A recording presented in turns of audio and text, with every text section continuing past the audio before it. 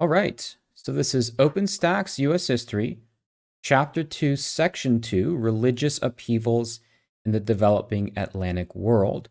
So this section is very important in terms of the cultural motives when it comes to the colonization of the New World. And that is a major religious development happens in Europe right in the immediate aftermath of Columbus's discovery of the Americas. And that is the Protestant Reformation. And in understanding the Protestant Reformation, it really helps us understand the way that religion and culture shape the development of the Atlantic world. So, first of all, one sort of point that we want to reiterate from the last section, that is the close connection between Catholicism and Spain. So, in 2.1, we talked about how Spain was really, in a lot of ways, the champion of the Catholic Church. Well, if we recall in chapter 1, we had said that culture or Christianity was a unifying factor, right? So in chapter 1, we said that Christianity unified Europe, and the church was the Roman Catholic Church, or something that we call the Roman Catholic Church. We also identified this as Western Christianity. And it had really served as a unifying force all throughout the Middle Ages. So from about 500 all the way up until about the 1500s, when the Protestant Reformation gets underway, at least in the western part of Europe, excluding places like Russia. Of course, the leader of the Roman Catholic Church is the Pope. And for most of the Middle Ages or medieval period, Dark Ages, whatever you want to call it, the Pope was probably the single most powerful person in Europe. However, especially in the aftermath of the discovery of the New World, but even beginning with the Crusades, when more and more trade was eventually making its way to Europe, local kings and local rulers were really monopolizing the wealth and becoming more powerful and influential than the Pope himself or leader of the Roman Catholic Church. That changes with the Protestant Reformation, the fact that Christianity was a unifying factor changes with the Protestant Reformation. So the fact that Christianity unified Europe, this will no longer be the case. The Protestant Reformation divides up Christianity into two camps. So one, the Roman Catholic Church, but a branch of people break away from the Roman Catholic Church and call themselves Protestants. Now, this is important. Both Catholics and Protestants are Christian, but they have different beliefs about Christianity. So this creates two groups, Catholics and Protestants. And especially for much of the early history, these two groups were in conflict with one another. So again, the Protestant Reformation takes a unified Christianity, we'll call it Roman Christianity, and breaks it away into two groups, Protestants, and then those who continue to be loyal Catholics, right? Roman Catholic Christianity. And the easiest difference between both of them, if you want to tell what's a Catholic, what's a Protestant, Catholics recognize the Pope as the authority and leader of the Christian church. Protestants do not recognize the Pope. In other words, the Pope has no authority in the view of Protestant Christians. So how did this break up or how did this split occur? Well, we're going to start with Martin Luther. Martin Luther, you see right here, he was a German, we'll call him a theologian. He was a religious guy. And he had really kind of come together he had taken a lot of the criticisms of the Catholic Church and mounted a protest against it. So what was Luther, this German theologian, protesting? Well, there was a couple of things. One was the sale of indulgences. An indulgence was, we'll call it an item. That's kind of messy. An item, I-T-E-M, sold by the church, so you buy this from the Catholic Church, an item sold by the church that gives salvation. In other words, if you purchased an indulgence, the church would reserve a place in heaven for you. Luther didn't believe this was proper. A lot of people in Europe didn't believe it was proper. Luther protested church taxation, pretty straightforward what a tax is, but also the way that the religion was preached or how it was presented, and that was in Latin. In other words, the Catholic Church, we'll say the church, did not teach / preach in local languages. So something like the Mass, a Mass is a prayer. They were done in Latin, and it really didn't matter if the people could understand it. The church kept that official language. Luther said no. In fact, the Masses and the Bible itself should be in what we call the vernacular language. Vernacular meaning the language that people speak. And so, amongst other criticisms and other protests that Luther had, he compiled them into what was called the 95 Theses. This was a collection of Luther's not just problems, but also proposed solutions. We'll say reforms, because that's what Luther wanted to do. He wanted to reform the Catholic Church, hence the word Reformation. However, this effort to reform led to a full-blown breakup between the two. So we might say about the reform or Reformation, that effort to reform led to breakup. And those people who thought that Luther was correct joined him and became Protestants. In fact, Luther's teachings became a religion in itself called Lutheranism.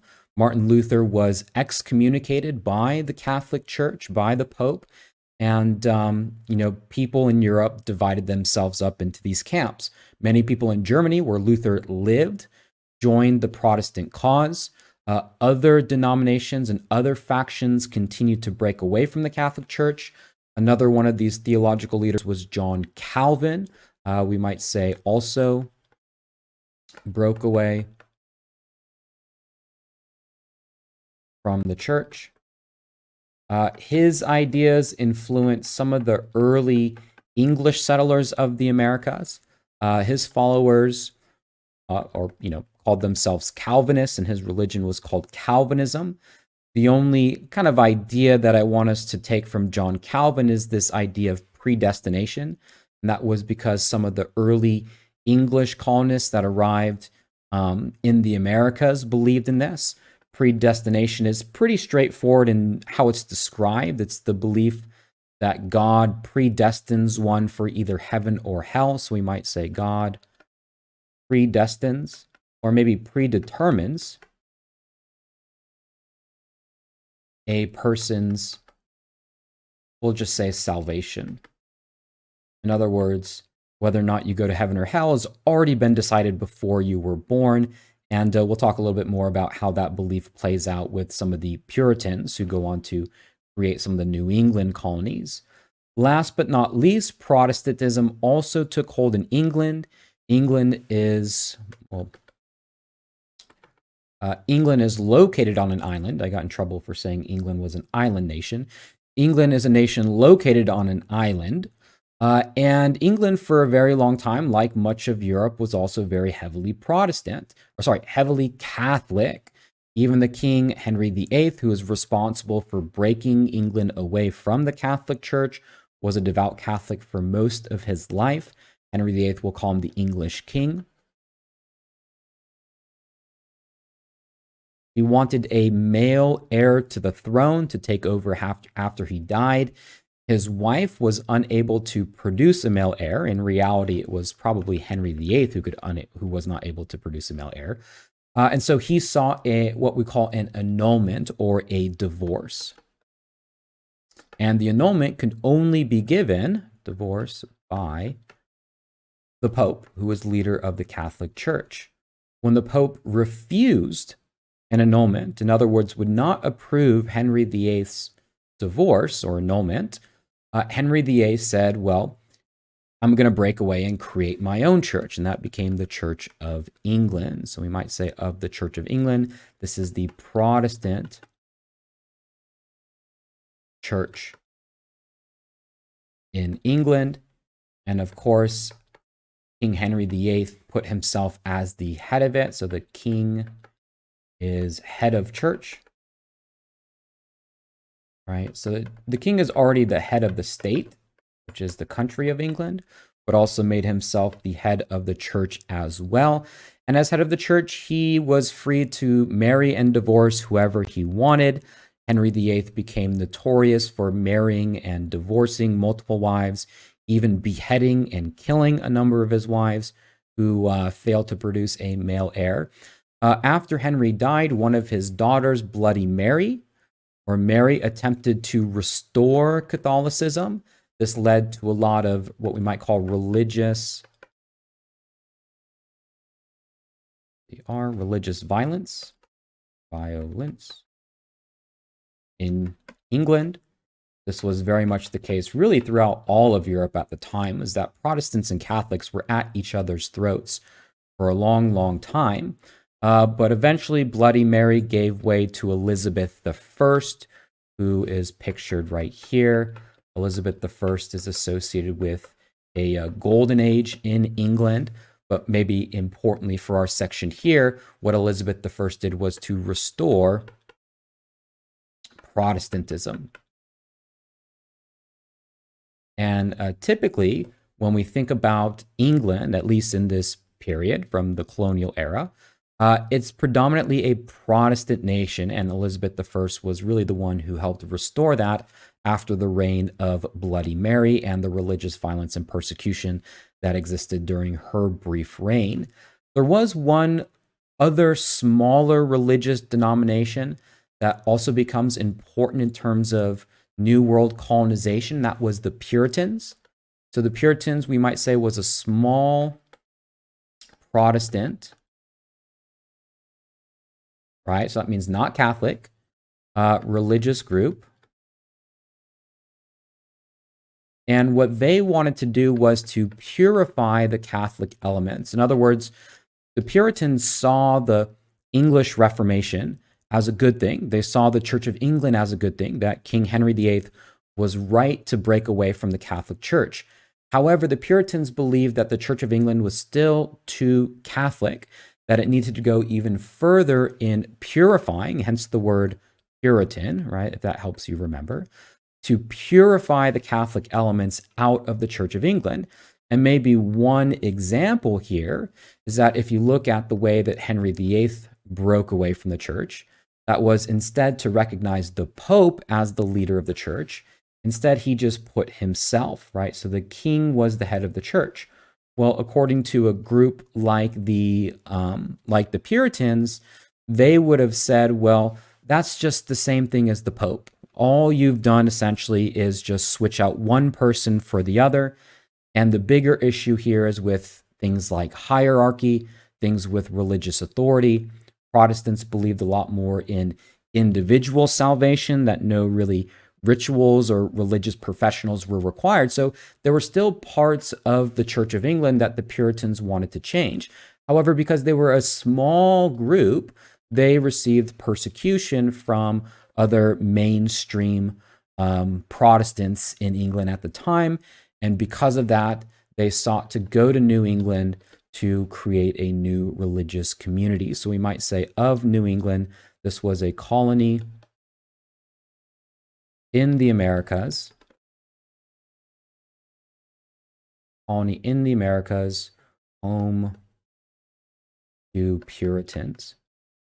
So we could see a direct connection between the religious changes and transformations taking place in Europe and how it translates into the New World and ultimately shapes the development of the Americas. Just to reiterate real quick, the Protestant Reformation is the breaking apart of Catholics, right? The Roman Catholic Church, which recognizes the Pope, and Protestants, Again, Protestants are any group that just simply doesn't recognize the Pope as an authority. And so there are a lot of different groups of Protestants that we'll come across, right? Puritans, Lutherans, Calvinists, right? All these are considered to be Protestants.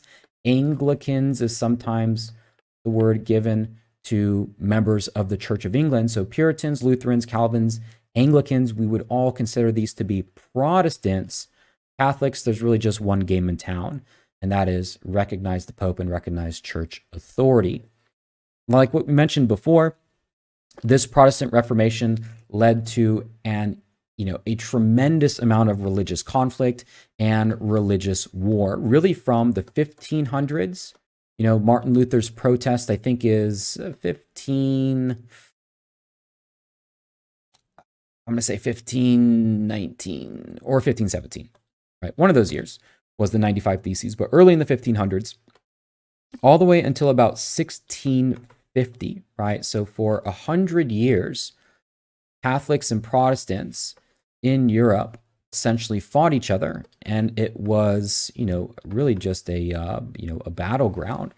So some examples of this. Now let's recall, Spain was the predominant and preeminent Catholic power, and Spain was unwilling, we'll say of Spain, that Spain, they didn't have to, but they really had to protect Catholic interests. So, Luther, John Calvin, Henry VIII, Elizabeth I, not only were they defying Spanish power, they're defying the power of the Catholic Church and therefore defying the word of God. And therefore, it was up to Spain to reclaim the peoples and territories that attempted to break away from the Catholic Church. And they used a lot of the wealth that they got from the New World in order to conduct these religious wars in Europe. And Spain was really at the center, not the country itself, but the troops and the battles and the armies were really coming from Spain and coming from Spanish power. A couple of examples from this is the conflict between the Dutch and the Spanish. The Dutch, or the Netherlands, I say of the Dutch, this is the country, if you're not familiar, it's the country of the Netherlands. They were ruled by the Habsburg rulers. They were ruled by Spain. They used the context of the Protestant Reformation to declare independence, breaking away from Spanish power. Many people in the Netherlands were Protestants. So this just wasn't a nationalist revolt, but this was also very heavily steeped in religion. Of course, England becoming a Protestant nation put them at odds with Catholic Spain. The Spanish had attempted to attack England with the Spanish Armada. The Spanish Armada is a massive fleet. Attempted to attack England. It was defeated by England in the year 1588. This is part of England's rise and Spanish really being challenged. Protestant and Catholic nations divided themselves in Europe at the time. For our Protestant nations, we want to identify mainly, maybe we'll do, do orange as Protestant nations. The Dutch or the Netherlands were Protestant along with England, whereas our Catholic nations, maybe we'll use green for Catholic, included Spain, and one more nation that we might want to add to this would be France. So France was also a majority Catholic nation. So as these nations like the Netherlands and England and Spain and France, as they eventually make their way to the New World, not only are they competing on a national level, but they're also competing on a religious level. It's not just about Spanish versus English, but it's also Protestants versus Catholics. And that conflict and religious intolerance, which certainly characterized the time, spills over into the New World as it characterized Europe. One great example of religious intolerance was Bartholomew Day's massacre. This happened in France. And this was where Protestants, it's what you see imaged right here, picture in your textbook about it. It was in France. It was when Protestants were slaughtered, or we'll just say killed, by Catholics. And even though that France was majority Catholic nation, there were still a lot of Protestants in France. And the Protestant Reformation had a consequence of kind of splitting France into a civil war.